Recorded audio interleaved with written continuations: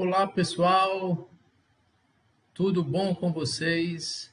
Espero que estejam em paz, espero que as suas famílias estejam gozando aí de saúde, de alegria, contentamento, e que estejam aí na caminhada de fé, de esperança e de amor proposta para cada um de nós. Obrigado por estarem aí prestigiando aí essa conversa, esse bate-papo. Espero que seja útil para vocês. Espero que Deus, o Santo Espírito, guie esse momento, que seja um momento para o louvor, para a glória, para a edificação das nossas vidas, da parte do nosso Senhor Jesus. Iniciar esse momento orando, pedindo a direção e a graça de Deus, e depois vou ler um pequeno trecho aí da palavra, que será ali nosso texto base para essa reflexão e esse compartilhamento, tá bom? Vamos orar? Senhor Deus, louvado seja o teu santo nome. Reconhecemos a tua grandeza, reconhecemos que tu és o Deus das nossas vidas, tu és o Criador, tu és aquele que nos criou para a tua glória, Senhor. Nos criaste, Senhor, para que fôssemos plenos em ti, Senhor.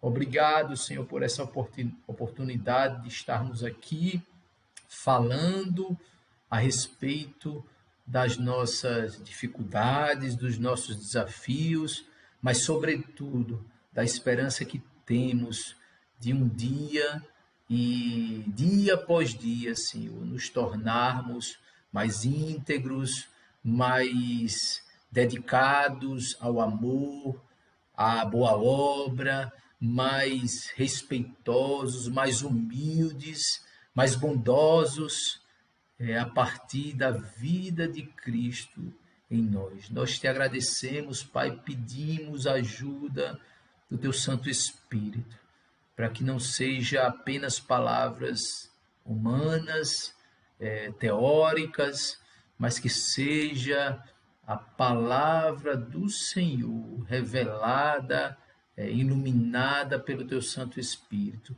para que possamos nos fortalecer em ti e nos tornarmos menos e menos soberbos a cada dia e mais e mais humildes para a glória do teu nome em Cristo Jesus. Amém e amém. Pessoal, eu vou ler aqui para iniciarmos um trecho aqui do livro de Filipenses, no capítulo 2, a partir do verso 5, do verso 5 até o verso 11, que diz assim: de toda sorte que haja em vós o mesmo sentimento que houve também em Cristo Jesus, que sendo em forma de Deus, não teve por usurpação ser igual a Deus, mas esvaziou-se a si mesmo, tomando a forma de servo, fazendo-se semelhante aos homens, e achado na forma de homem, humilhou-se a si mesmo, sendo obediente até a morte, e morte de cruz. Por isso também Deus o exaltou soberanamente e lhe deu um nome que é sobre todo nome, para que ao nome de Jesus se dobre todo o joelho dos que estão nos céus, na terra e debaixo da terra, e toda língua confesse que Jesus Cristo é o Senhor, para a glória de Deus Pai.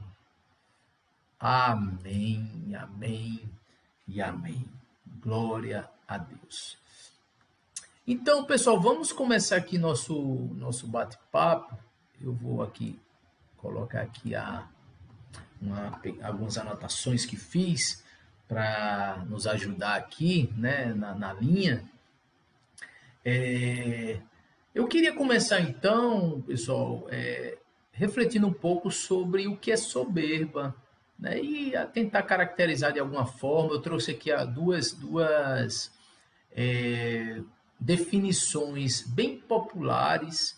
Assim, o termo soberba define qualquer coisa que envolva essa nossa realidade interior, embora com manifestação exterior. Nunca é fácil, né? Não só para nós leigos, mas também para os estudiosos, os filósofos, os teólogos. Não é fácil para ninguém, na verdade, né? Mas aqui eu acho que é suficiente a gente usar algumas definições mais simples, mais populares, para a gente desenvolver aqui a nossa reflexão. Então, a primeira delas eu encontrei aqui na Wikipedia, que diz assim: soberba, que vem aí do latim superbia, arrogância, é o sentimento caracterizado pela pretensão de superioridade sobre as pessoas, levando a manifestações ostensivas de arrogância, por vezes sem fundamento algum em fatos ou variáveis reais. E a segunda definição diz assim: é um sentimento de superioridade também, né? Semelhante nesse sentido, em relação a outra pessoa. E aí coloca o orgulho, a altivez, a arrogância e a presunção como meio que sinônimos, né? Ou no mínimo algo, coisas ali bem relacionadas à soberba. A soberba, pessoal, a meu ver, assim, a leitura que faço, tanto com base no que escutamos, no que lemos, no que observamos, é que a soberba, a grande maioria das pessoas, é algo assim meio que gera uma certa aversão, né? A gente tende a rejeitar. A gente não gosta muito de gente soberba, né? Arrogante, cheio de altivez, prepotente, briguenta, né? Aquela pessoa que quer ganhar em tudo, né? Geralmente a gente não gosta muito assim, não é uma pessoa que traga aí ao ambiente uma leveza, né? Algo agradável.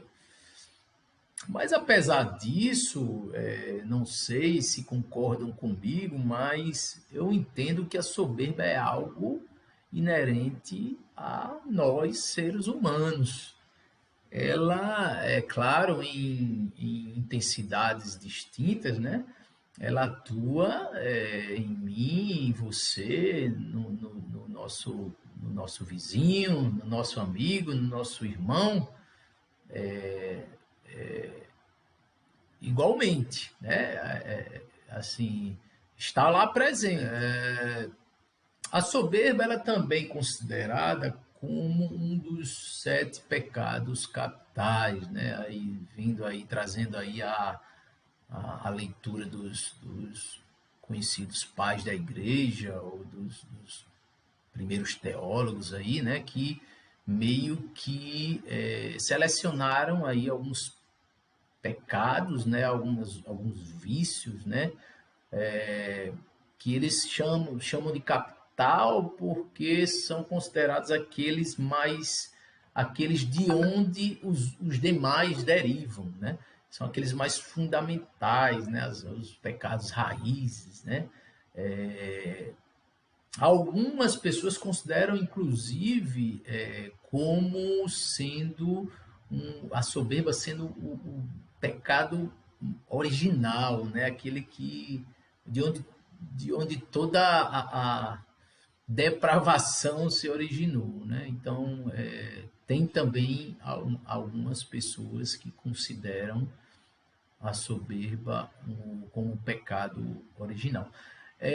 Também a gente ouve falar, ouve algumas pessoas tratarem aí a soberba como uma cultura do ego, ou seja, todas essas relações da soberba, na verdade, ela fala mais que um sentimento, é uma cultura interior, né? Algo que direciona o ser, né? Algo que é voltado voltado para si mesmo, que despreza a complementariedade das pessoas, né? A diversidade, né? O respeito pela diversidade, né? Enfim, é uma visão bem egoísta. E por fim, algo bem conhecido, né? A soberba, o oposto da soberba é a humildade. E temos ali de um lado a soberba, né? Aliada a ela todos esses vícios aí, arrogância, prepotência, altivez, e do outro lado temos ali a humildade, que tem também suas relações. Então, assim, vamos então pensar um pouco aqui e conversar um pouco sobre a natureza da soberba. De onde é que surge isso, né? A soberba ela é baseada numa visão equivocada que o soberbo tem de si mesmo e do outro. Então, a soberba ela leva, né, o ser a olhar para si mesmo como alguém superior, mais digno, mais merecedor que o outro. E a partir disso surgem aí os vícios decorrentes, né? Os males decorrentes, né? A partir dessa visão de superioridade, né? Surge ali o vínculo da cobiça, o vínculo da arrogância, surge ali o vínculo da altivez, né? Tudo isso a partir de uma visão deturpada, quer seja essa visão baseada em fatos, né? Como, por exemplo, às vezes eu sou menos inteligente que um amigo meu, né? E esse meu amigo, por ser mais inteligente, ele se acha superior a mim, né? Como também baseado na criação, né? Na fantasia, na ilusão das pessoas, né? Em relação a quem é. Então, às vezes a pessoa é gananciosa, já com a manifestação da ganância, a manifestação ali do, ah, do egoísmo, ela olha para o outro com essa visão de altiva, né, de arrogante, de mais merecedor e tenta sugar, ele cobiça tudo que o outro tem de bom e que ele não tem, porque ele ali está se achando mais digno que o outro. O soberbo, na verdade, ele tem essa mania de grandeza doentia, né? Ele tem que estar superior, ele tem que se mostrar superior a todo momento, não importam as consequências. O mundo dele gira em torno dele mesmo. As outras pessoas existem para servi-lo. As outras pessoas existem para ajudá-lo a conquistar, a atrair para si toda a glória possível do universo. Essa é a visão, em resumo aqui, de um soberbo.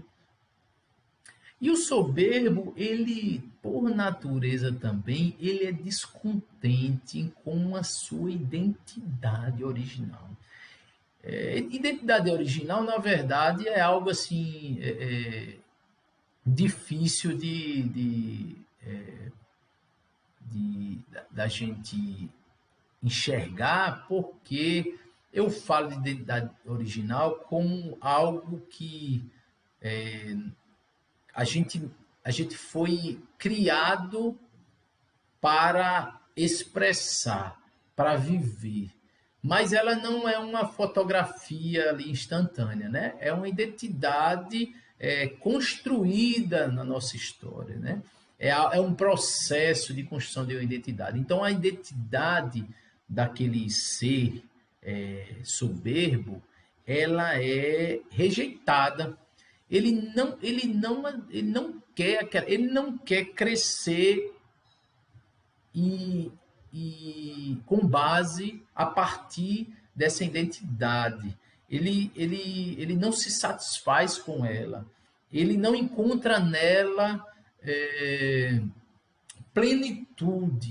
Ele não enxerga nela a possibilidade de ser uma pessoa plena, contente, feliz, tanto do ponto de vista individual, mas também sem poder, a meu ver, separar, do ponto de vista social, do ponto de vista dos relacionamentos, de seu relacionamento com Deus.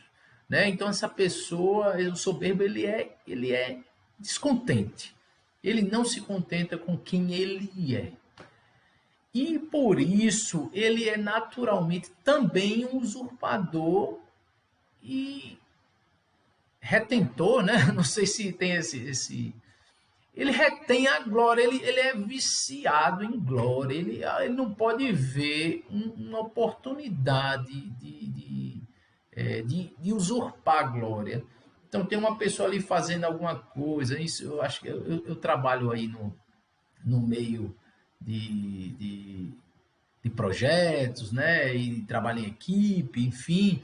Isso é muito comum de se ver, aquela pessoa, naturalmente, ela está ali, dando uma volta lá do outro lado, para desviar a atenção do outro, enfim, da coletividade para o outro, que ali tem o seu mérito, que ali fez o seu trabalho, que ali, em alguns casos, seria aquele a ser elogiado, e essa pessoa, ela dá um arrudeio tão grande para tirar a glória e direcionar, canalizar para ela.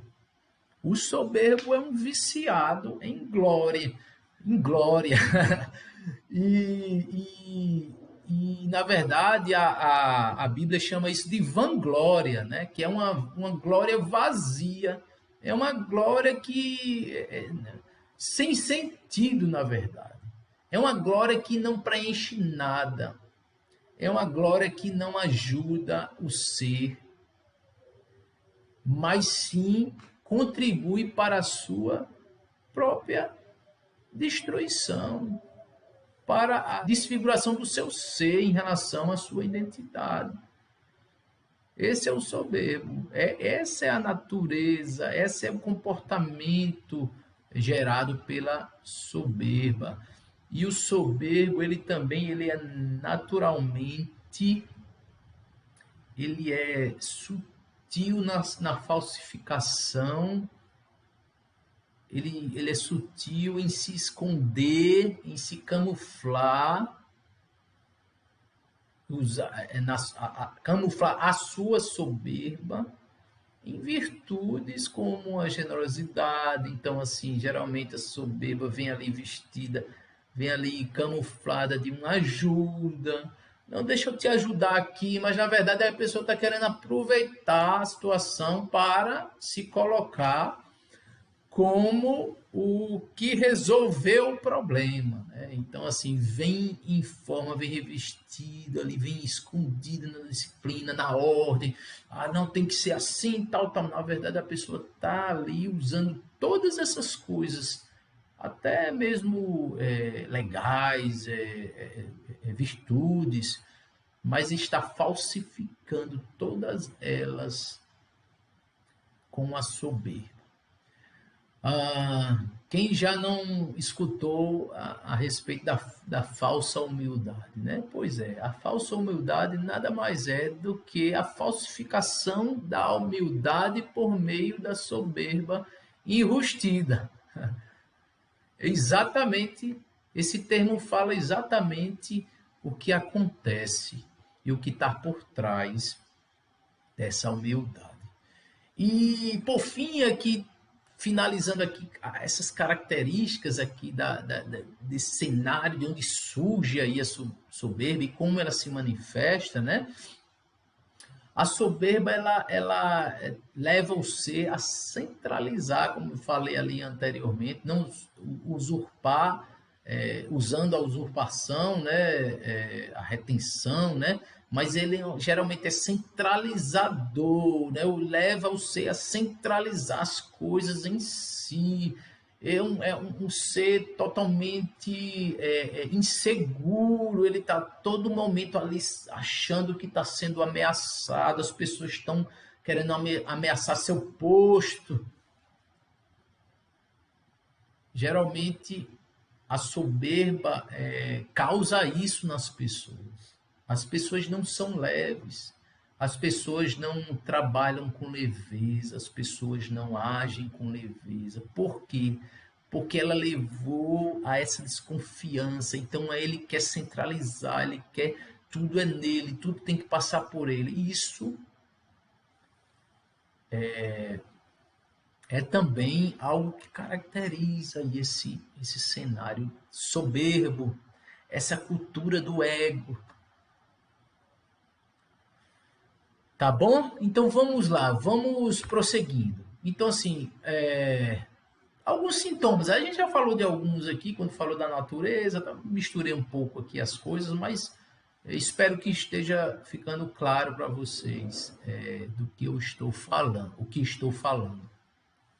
Um sintoma, assim, clássico do soberbo, né? Que aí mexe um pouquinho, tem a ligação lá com a vaidade, tem a ligação aí com a sede pela glória, é que ele insiste, assim, ele briga até as últimas pelas posições que mais se destacam nos cenários. Então, no trabalho, ele é aquele cara que ele briga para ser não sei, o diretor.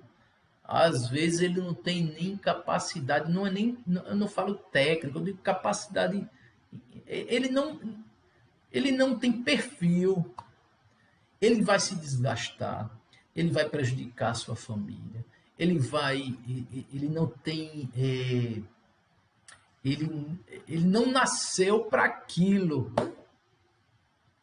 Assim, é lógico que isso é muito, isso é polêmico, porque a gente vive num mundo em que todo mundo é incentivado de forma generalizada a caminhar por carreiras, ou ocupar postos, ou a crescer. E o crescimento tem muito a ver com essas posições de mais destaque, naturalmente são mais bem remuneradas, tem mais poder associado. E, na verdade, aquilo ali é uma armadilha para o soberbo. Ali é que tem dentro a gente coloca dentro da armadilha lá, a isca. O soberbo, ele não consegue segurar. Ele vai para aquilo ali, ele dedica todas as suas forças. Não que aquilo ali por si só seja ruim, entenda o que eu estou falando. Mas é uma insistência que ultrapassa o conceito de persistência, de disciplina, determinação. Ultrapassa tudo isso. Ele passa por cima de tudo e de todos para ocupar aquilo, porque ele tem sede de glória, ele quer glória, ele quer a glória. Às vezes ele nem gosta do que está falando, a glória é o motor, é o que atrai o soberbo. Aquele velho cabeça dura, aquele que está cego, aquele que não enxerga os outros, não enxerga a si mesmo, não enxerga Deus, ele só enxerga aquela glória que está ali, o anel, um anelzinho, meu precioso ali, ele vai com tudo. E não importa. E ali ele inventa história, ele cria coisas, ele mente, ele faz de tudo para que aquilo ali seja alcançar. E ele manipula situações, ele dá um jeito de se mostrar como melhor que o outro, ele rouba a ideia do outro. Então ele é uma pessoa totalmente atropelada em tudo isso.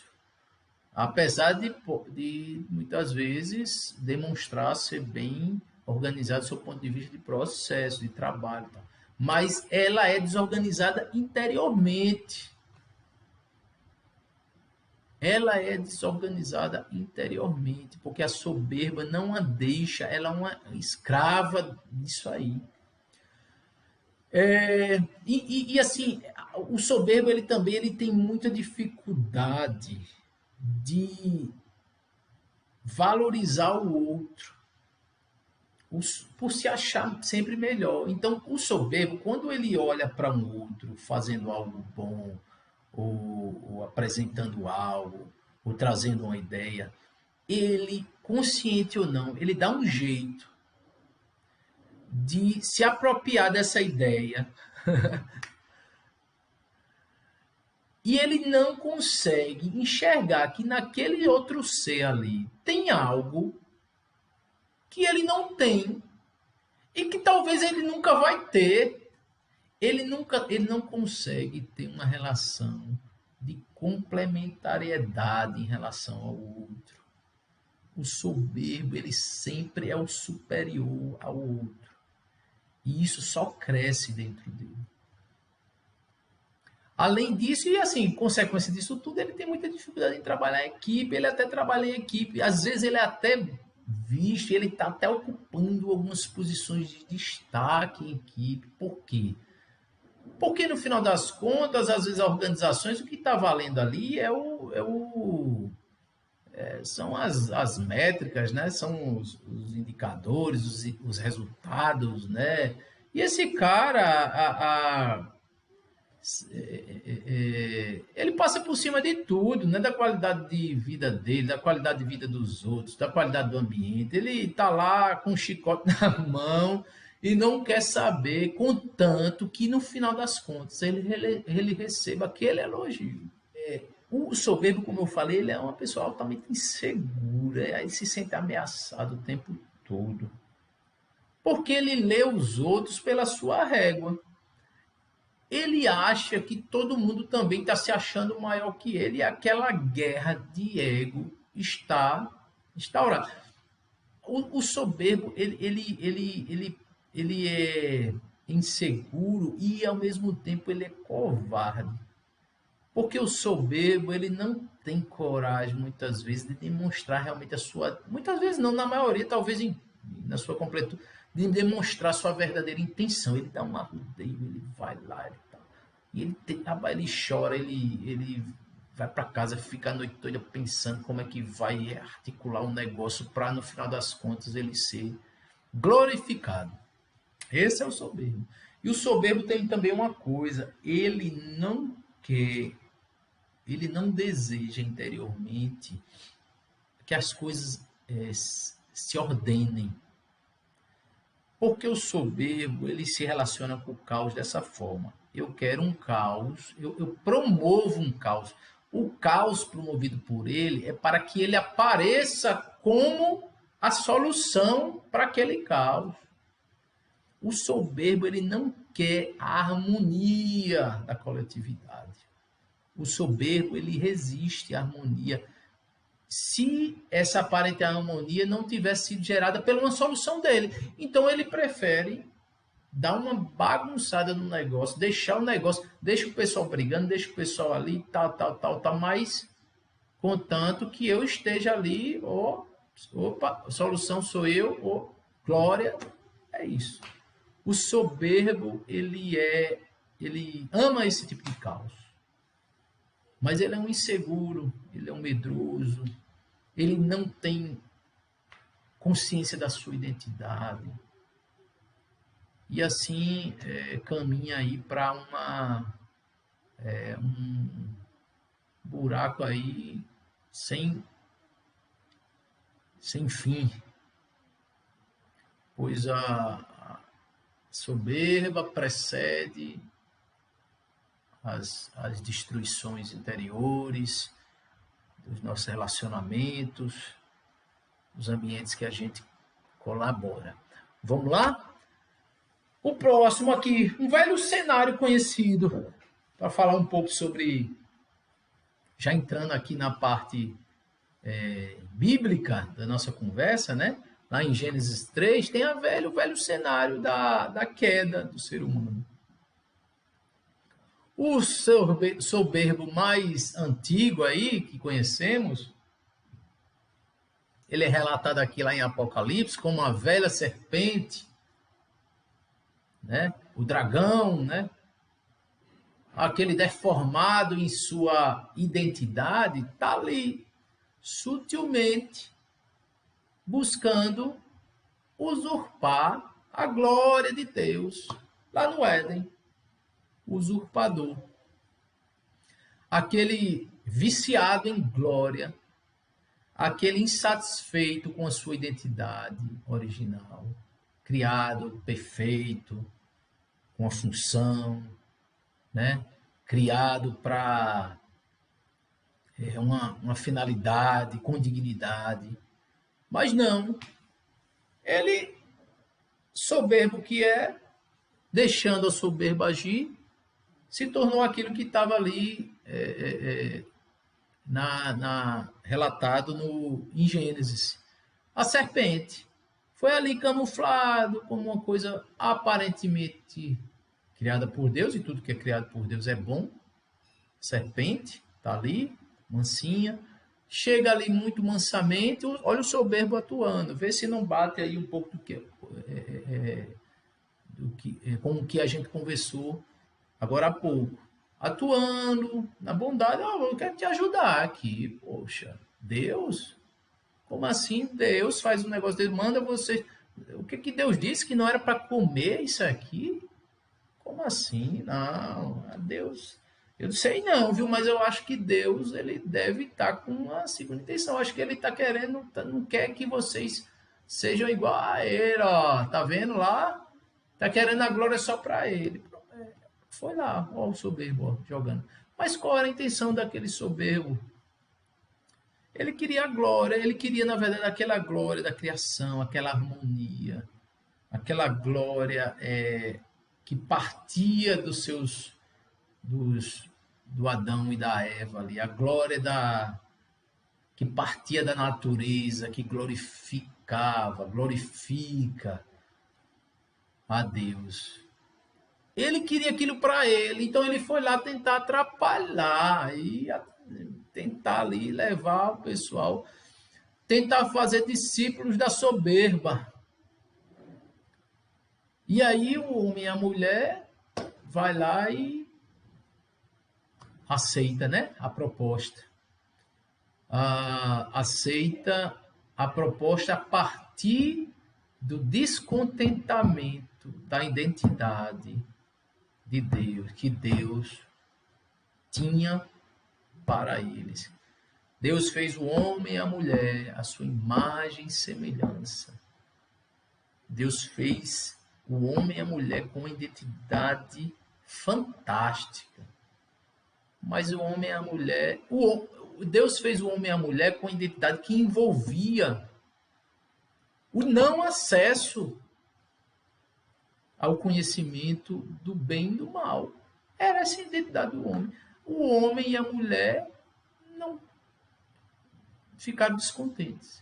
Deixaram a proposta, a soberba, entrar, e ali, a partir da soberba, de uma visão além da identidade que foi dada por Deus, deixou entrar ali nele o quê? A cobiça, olha só, surgindo ali, a cultura do ego surgindo, e aí se concretizou. E eles viraram escravos, viciados, o ser humano se tornou viciado na glória, viciados, destinados à destruição, destinados ao desequilíbrio total do seu ser. Porque a sua identidade não era mais o foco deles. Eles passaram a construir uma identidade a partir de uma insatisfação, a partir dessa soberba gerada. Uma identidade que se afastava cada dia mais da identidade original. A identidade perdida. Esse é um cenário, ou talvez o primeiro cenário que a gente, do ponto de vista cristão, aí, né, encontra aí na Bíblia, falando e revelando acerca da soberba. Mas aí o que Deus acha da soberba? Olha só o que diz aqui na palavra, alguns textos. Talvez, e eu falo talvez, mas muito mais em respeito à mente de Deus, né? Porque eu não gosto muito de colocar palavras na boca de Deus, né? Eu prefiro ler a palavra, ler o que está dito e refletir com base nisso, para que assim o Espírito Santo me ilumine e me transforme. E às vezes essa transformação não vai nem ser expressada em palavras. A soberba, ela precede a destruição, e a altivez do espírito precede a queda. Deus não tolera a soberba porque ele sabe as consequências. Porque a soberba, em sua essência, é uma rebelião contra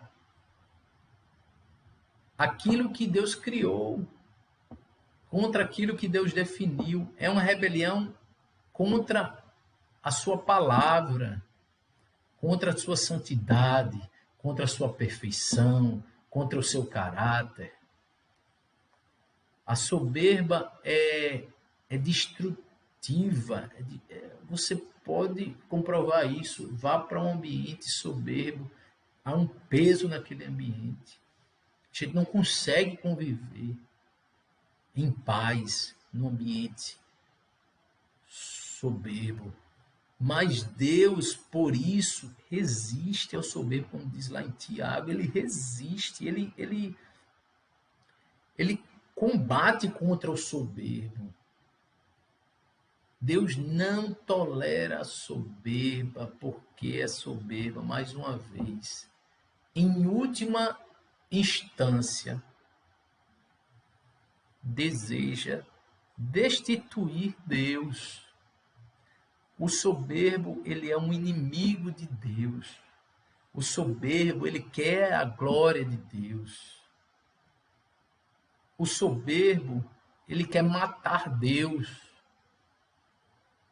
Ele é inimigo de Deus, ele se coloca contra Deus. E assim Deus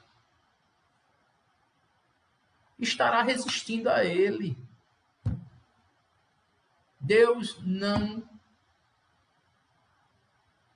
dá a sua glória a criatura alguma, a ser algum.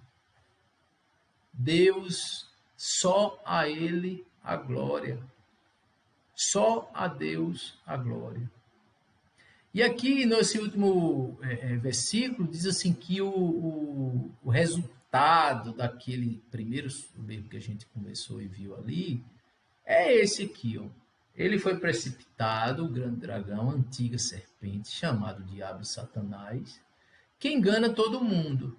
É o enganador, né? É o adversário, o tentador. Ele foi precipitado na terra e os seus anjos foram lançados com ele. O que Deus acha da soberba está demonstrado aqui no resultado da vida do mestre da soberba aí, né?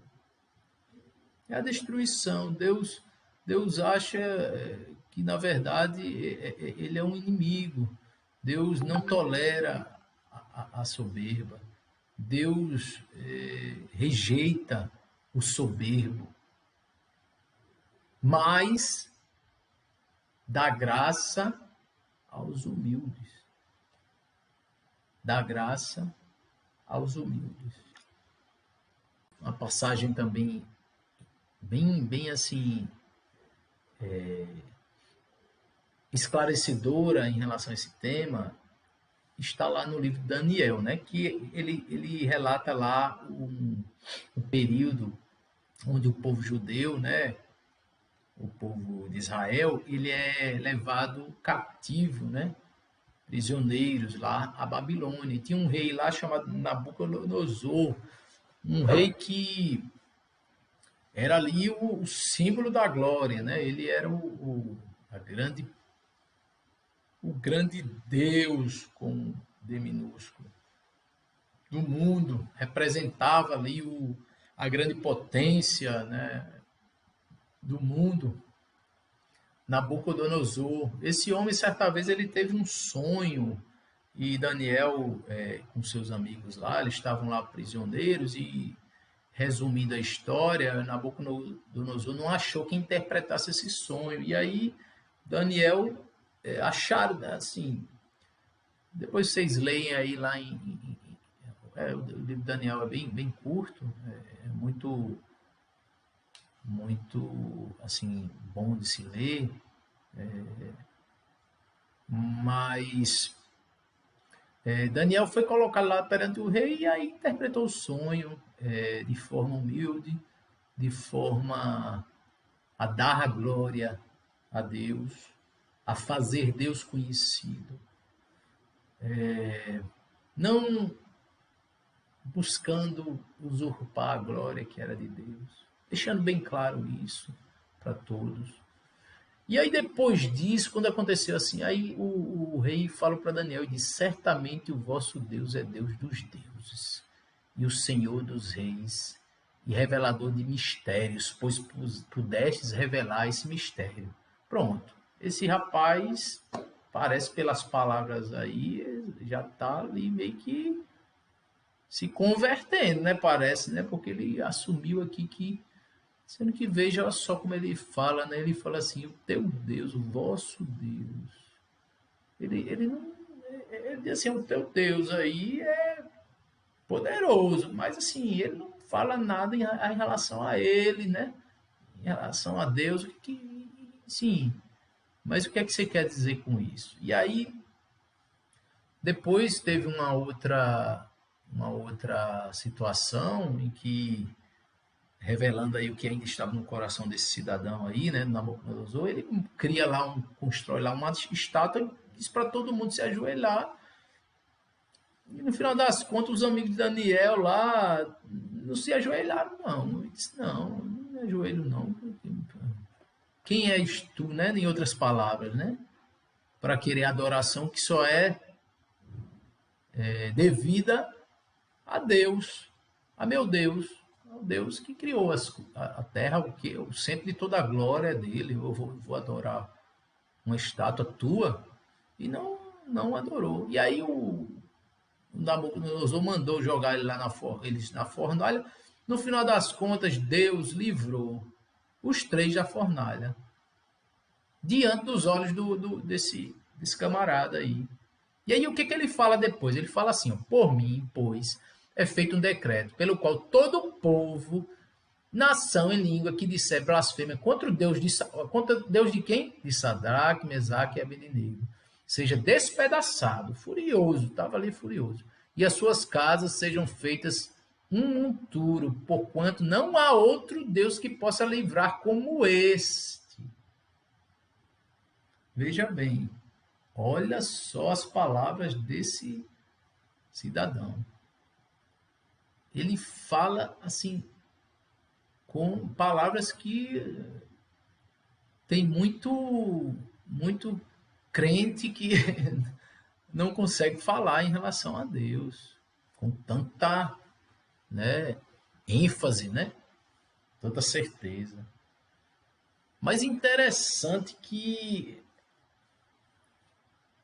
Nabucodonosor continua falando assim contra o Deus de Sadraque, é meio que como ele quis, tivesse querendo ali, meio que assim, ó, respeita aí, mas lembre de mim, eu ainda continuo sendo aqui o maioral. Ou seja, a soberba ainda estava lá, porque a soberba ela é muito profunda, ela tem uma raiz muito profunda. E retirar isso de nós tem que ser uma operação tão violenta, do ponto de vista existencial, né? Interior, que só Deus é capaz de produzir isso em nós. Só Ele. Porque se outro tentar, a tendência é nos matar. Mas veja o que aconteceu depois. Um certo dia ele teve outro sonho. E aí esse sonho foi um sonho, em resumo, um sonho que ele tinha uma árvore que representava ele, que toda a terra se curvava e comia dela, né? Enfim, no final das contas, essa árvore ia ser cortada, ia ficar só o topo. Mas ia, a partir dessa árvore aí, da santa semente,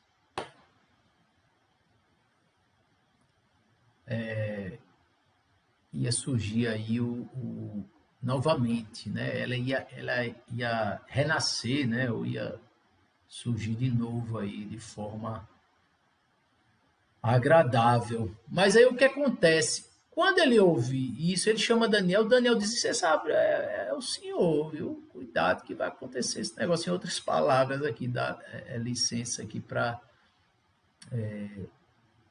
licença poética. E aí o rei, depois que ele escutou Daniel falando, ele fala assim, certo dia passou aí um tempo, aí ele disse assim, não é esta a grande Babilônia que eu edifiquei para a casa real com a força do meu poder, e para a glória da minha magnificência. Olha o soberbo falando, olha o soberbo. Depois de tantas experiências com Deus, depois de Deus revelar tanto da sua glória, seus milagres, seu poder. Olha o soberbo. Olha o que o soberbo falou. Aí aconteceu que o sonho, esse camarada, ele foi colocado numa situação tão difícil. Ele foi assim, eu acho que ele enlouqueceu, ele foi levado a comer como animal, preso. Ele passou ele experimentou algumas questões interiores que eu imagino que tenha sido tão profunda, com reflexo no exterior. Mas só assim, para ele chegar, logo após, voltar a si, pela graça de Deus, para ele falar, agora pois eu, Nabucodonosor, louvo, exalto e glorifico ao Rei do céu, porque todas as suas obras são verdade, os seus caminhos juízo, e pode humilhar aos que andam na soberba. Não há quem se mantenha soberbo diante de Deus. Deus o humilhará. Deus o humilhará. Agora veja bem, geralmente a gente escuta a palavra humilhação e a gente associa aquela intenção de desprezo. A gente associa ao soberbo, a relação do soberbo para com a outra pessoa. Ou seja, ele está sempre humilhando, desprezando a pessoa. Mas a humilhação, antes da gente partir para finalizar aqui, a humilhação, ela é um processo necessário a todos nós.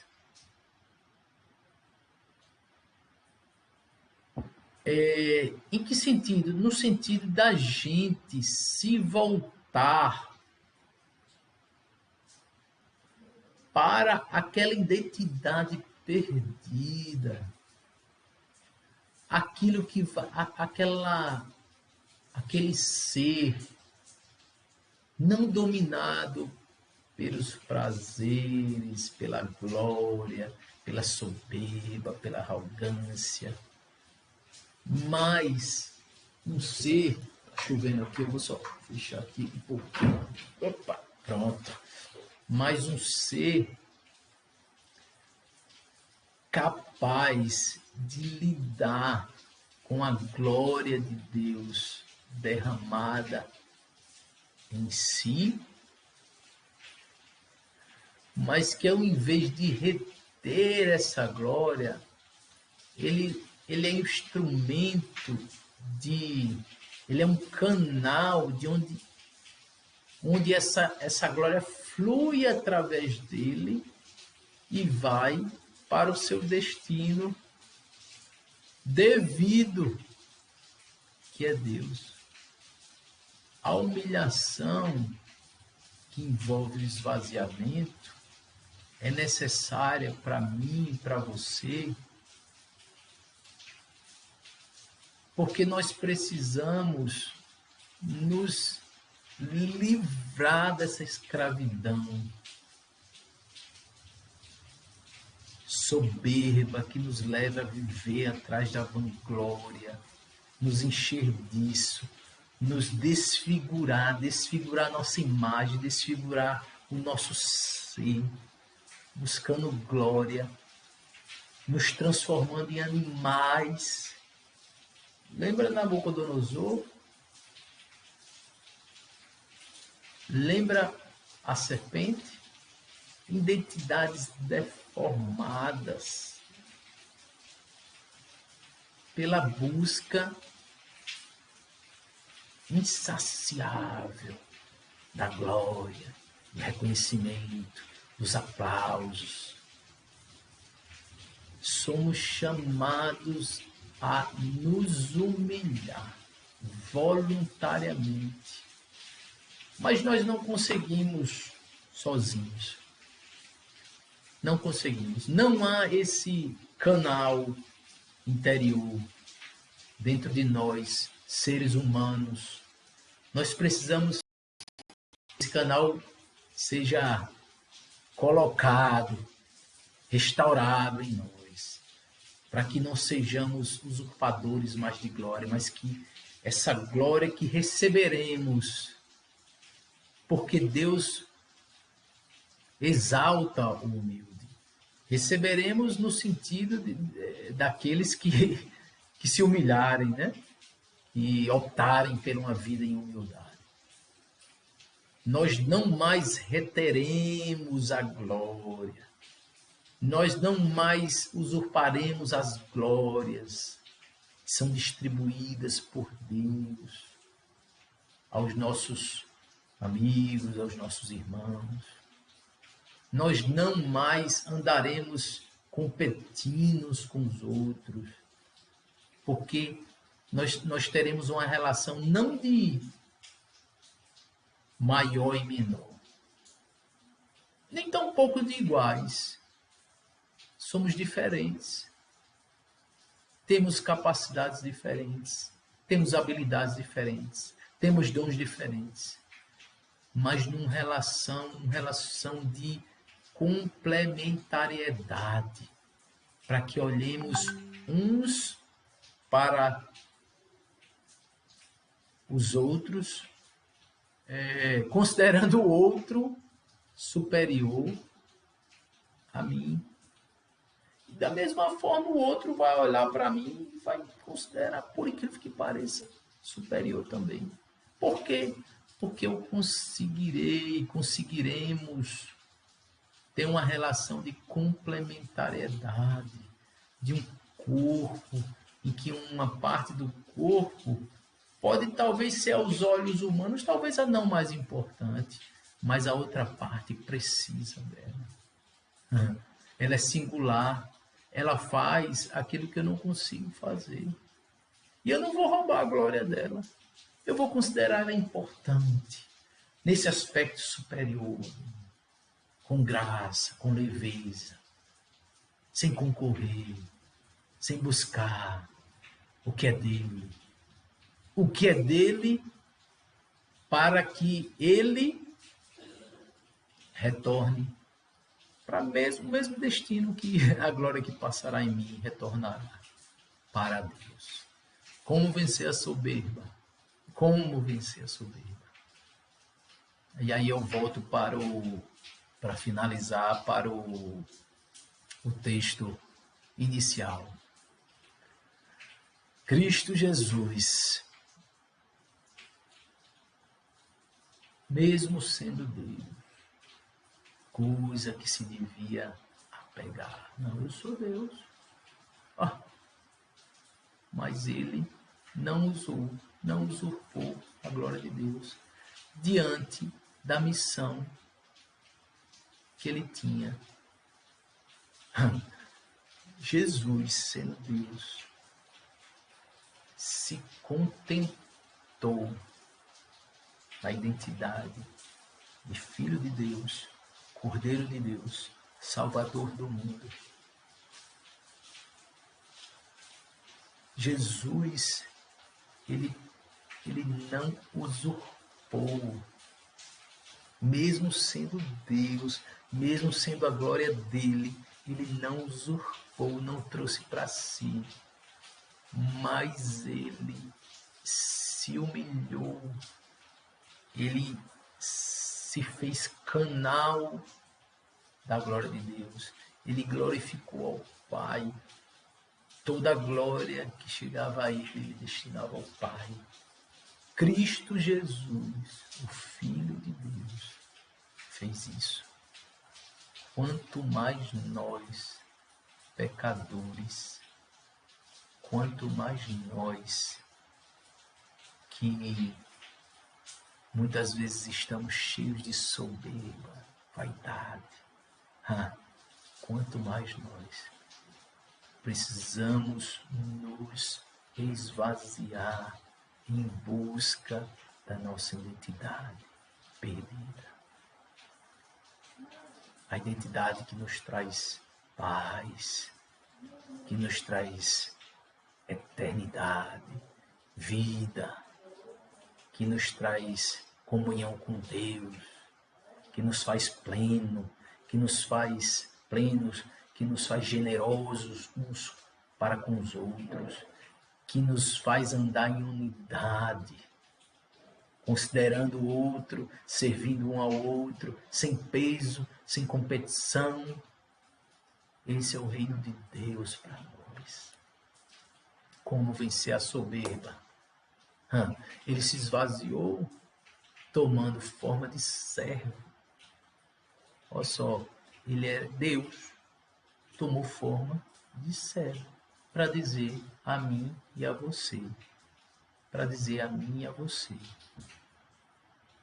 que a soberba se vence servindo, que a soberba se vence se esvaziando, se humilhando, se submetendo à palavra de Deus, se submetendo ao que ele diz, se submetendo à identidade que ele tem para você e para mim.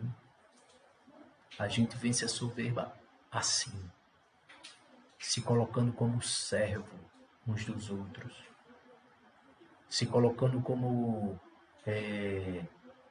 aquele que enxerga o serviço e busca o serviço não pela glória da ação, mas pela glória que há em ser servo, em ser como Jesus, em ser cristãos, pequenos cristos. A glória que há nele, que vai fluir em nós, e nós vamos direcioná-la a quem é devido, ao nosso Deus. Sejamos servos, sejamos livres do vício, da glória, da vanglória, da vaidade. Sejamos. E achado na forma de homem, humilhou-se a si mesmo, sendo obediente até a morte. A palavra diz que quem ama o Senhor obedece. Obedece a sua palavra, se submete à sua palavra em fé, porque sem fé não conseguimos cumprir aquilo que somos chamados a cumprir. Quem ama o Senhor obedece aos seus mandamentos em fé, na vida de Cristo, cheios do Espírito. Então, como vencer a soberba? Restaurando a nossa identidade para o serviço, para a obediência, submissão a Deus, uns aos outros, e tendo uma nova vida. Uma nova vida. Por isso também Deus o exaltou soberanamente e lhe deu um nome que é sobre todo o nome. Jesus se humilhou, Jesus serviu, Jesus obedeceu, mas Jesus foi exaltado. Jesus foi exaltado. E o final de uma vida, o final de um processo, do processo de luta contra a soberba, de esvaziamento, de humilhação, em busca da humildade do Senhor, da restauração da nossa identidade, da nossa segurança, da nossa convicção. Sabe o que é? Glória do Senhor sendo conhecida, sendo experimentada, sendo vista, sendo instrumento de transformação das pessoas, sendo instrumento de edificação dos meus irmãos, sendo instrumento de transformação das nossas realidades. Pela glória de Deus que passará a fluir nessa nova vida através do grande motor que vai fazer essa engrenagem, esse processo, esse rio de glória passar por nós e não ser retido e não ser desviado, mas sim tomar o seu rumo correto, que é o nosso Deus. Que todos nós possamos receber da parte de Deus o enchimento do Espírito Santo, nos dando força, fé, convicção, nos transformando o nosso interior, para que possamos refletir cada dia a vida daquele que se humilhou, do mais humilde de todos, do mais obediente de todos, do maior servo entre nós, e daquele que nos deu a nova vida pelo seu esvaziamento, pela sua morte, pela sua ressurreição.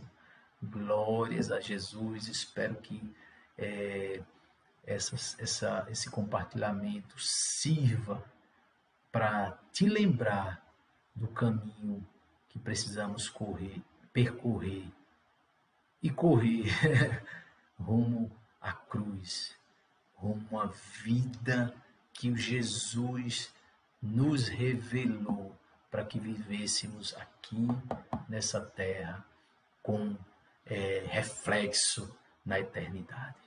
Deus vos abençoe. Obrigado e até a próxima.